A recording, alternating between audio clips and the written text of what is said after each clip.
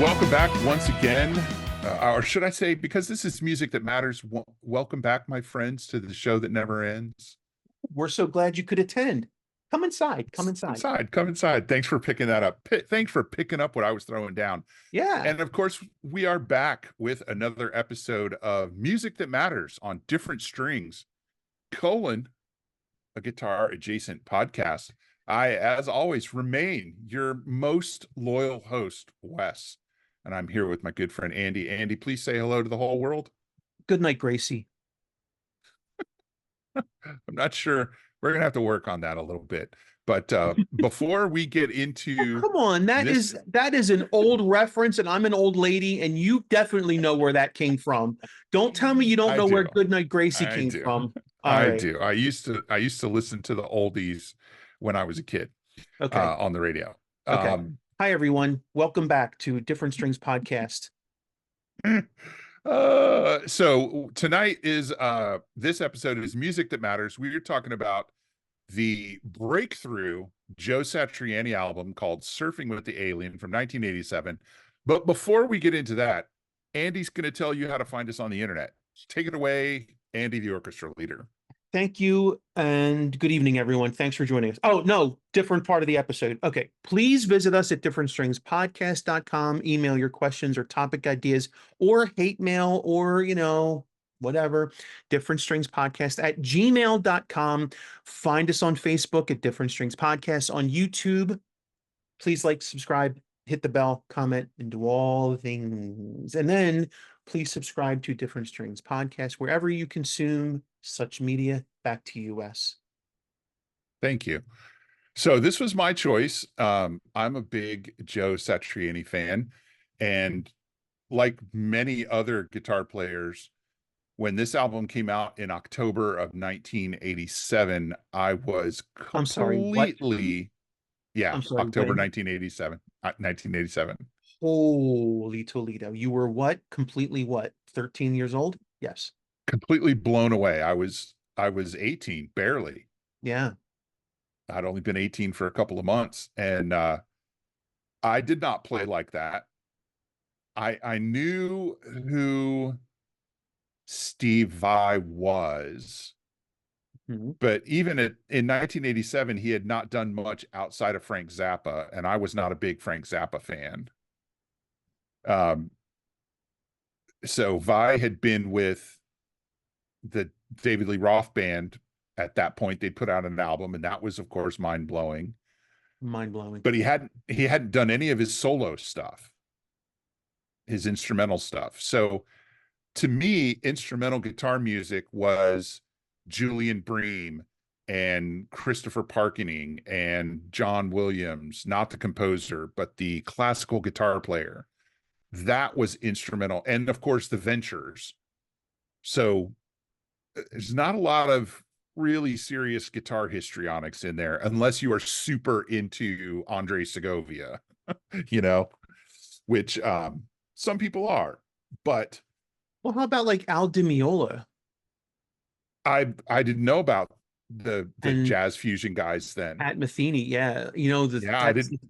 That's the thing. Like instrumental guitar back then, John McLaughlin, it was like fusion. And it was jazz, yeah. And I'd only been playing guitar for 3 or 4 years, really. And that stuff is not very approachable. No, it's not accessible. But I mean, so Jo Satriani grabbed everybody by putting the Silver Surfer on this album cover. Yeah. Right. Which as a comic book fan back then, I knew who the Silver Surfer was. So buying that album, and I had to drive from where I lived. I had to go. It wasn't in any of my local record stores. I had to go closer to DC to the bigger record stores. I think that was the first time I ever went to a Tower Records, to be perfectly honest, to get a copy of it. And I was irritated that I had to go to work because I wanted to go home and listen to it right away. And I bought the LP.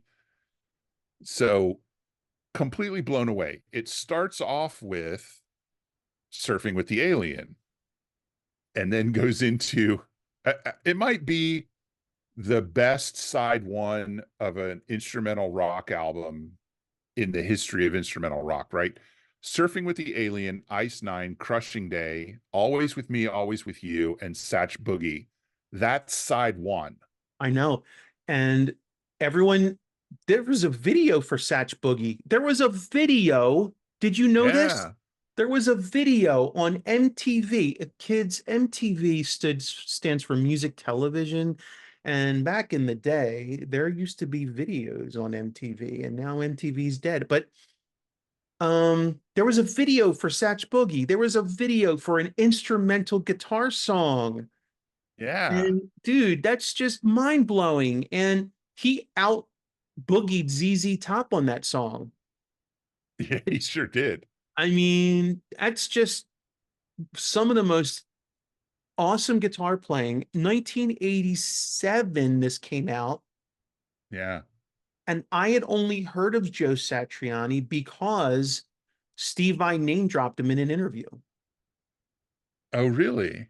That's the only way I heard of Jo Satriani was Steve Vai name dropped him as his guitar teacher in San Francisco, um, in an interview. And I immediately went to the store looking for a Jo Satriani album and saw this. And I'm like, well, if Steve Vai said he's good, and that's where it started for me. That's awesome. Yeah, not Yeah. realizing that he had an album before this. Um, Yeah. and Which I've got, and I don't think it's as good. I think mm-mm, there's a reason why that album didn't sell really well. And it mhm. wasn't just because nobody heard of Jo Satriani. Yeah, it just The wasn't as music, good. the playing is excellent, but the songs aren't as compelling. And that's what struck me about Surfing with the Alien is the songs were songs. Mhm. There were, uh, for lack of a better word, there were verses and choruses and bridges. There was an identifiable song structure. Uh-huh. It wasn't just, you know 40 minutes of wankery. No, and you can make an instrumental compelling like that. That's not easy work. Yeah, and the one that grabbed me right off the bat was Always with Me, Always with You, which is a ballad. Hmm. And it oh, I just got a message. My internet connection is unstable. So I was talking about Always with Me, Always with You being a really emotional song and being a very touching song without any words, Hmm. which to me was kind of a new experience because I listened to a lot of classical guitar because I studied classical guitar, but this was rock guitar. This was the stuff that I loved, you know? And when I listen back to it now, the the album sounds a little cheesy. It's like clearly programmed drums in a lot of Hmm. places. I know that they had Joe had a guy come in and do some overdubs on the drums, but it's still largely programmed drums. Yeah. Um, the production is not amazing, but the dude, I found out later, he only spent like 10 grand putting this album out. Which is still a lot of money for someone like you and me. And but this was 1987 money. Yeah, which, but I mean, still 10 grand for a dude to put out his own album, that's a lot of money. It probably most of that went to mixing and mastering. No doubt. And Yeah, so he used a Schultz Rockman for his guitar tones all over this. for a lot of it, he used a Rockman, he used a Roland JC 120, and he used a Marshall. I think it was a 68 or a 70, I forget which now.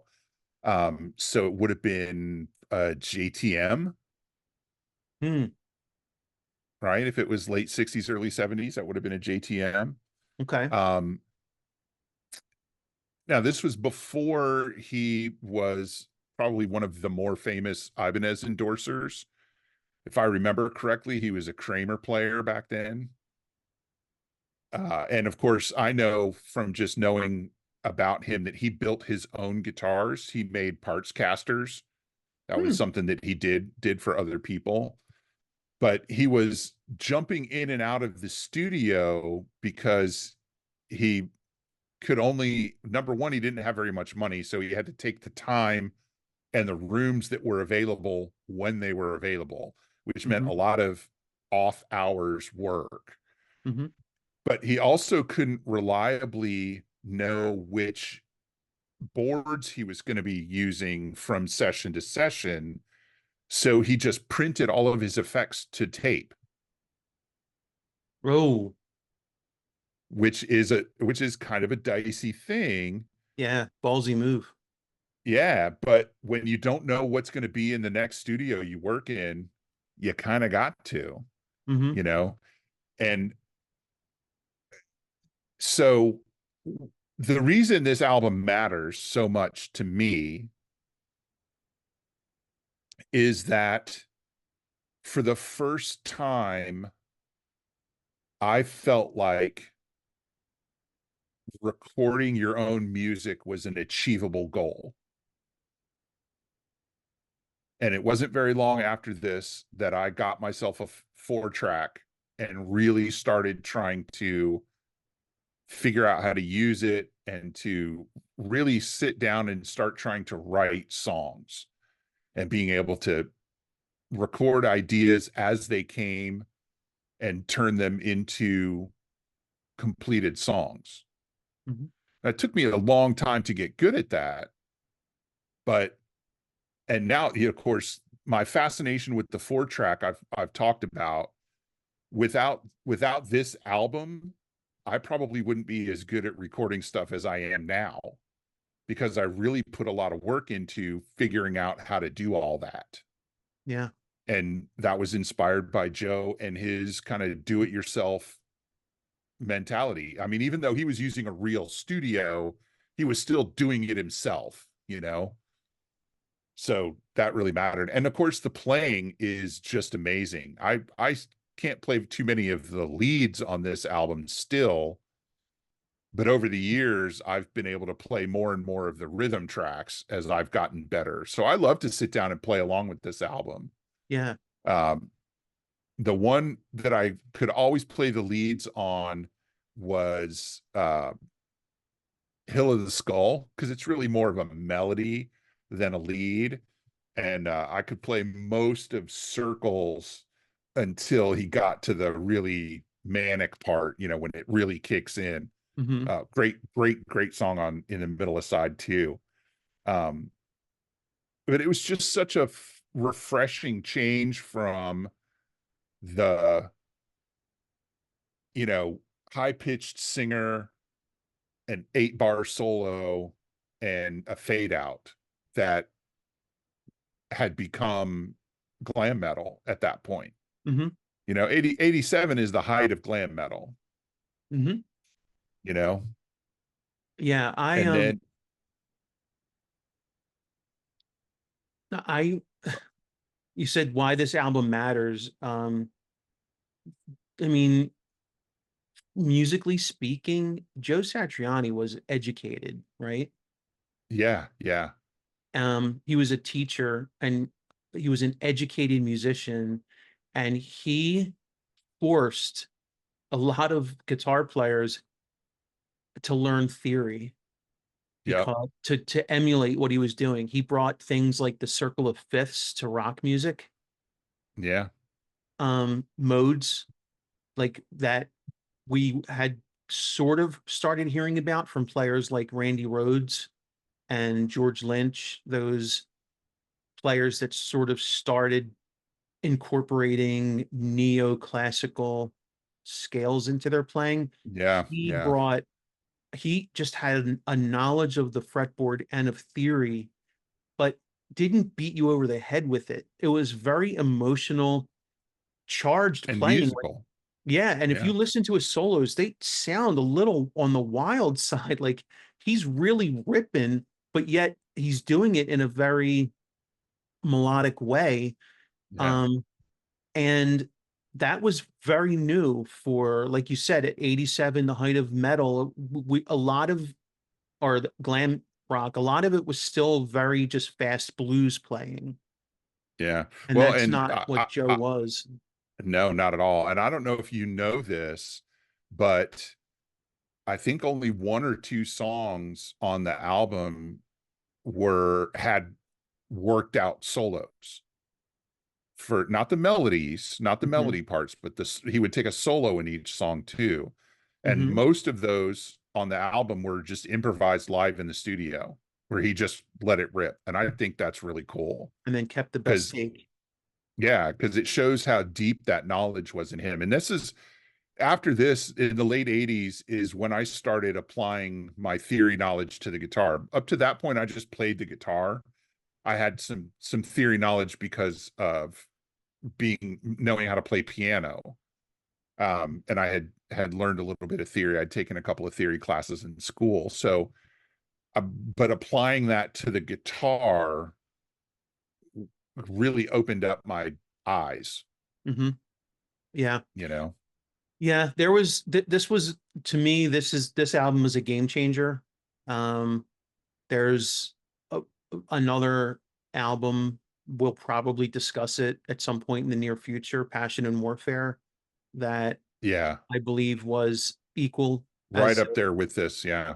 game changer. In really, all of a sudden guitar was not just at the forefront, like, you know, get so arguably glam metal brought image to the forefront. Like guitar was important, but it was the band's image that mattered in those bands. Yeah. George Lynch, on the other hand, was a real guitar player. Dokken was a very guitar forward band, but there was still a lead vocalist. You know, Yeah. someone like George and Steve Vai, to an extent as well, brought guitar to the real forefront and said these are guitar forward albums, and it started an entire genre of music. You Yeah. know, instrumental guitar albums, you couldn't swing a dead cat without hitting a guitar instrumental album after these two albums came out. And this one was just mind blowing, if for no other reason than that, the guy did most of the work himself. He did it fairly cheap, did it with minimal equipment, and still put out something that's just absolutely groundbreaking. And it changed guitar forever. Absolutely. Yeah. Yeah, definitely.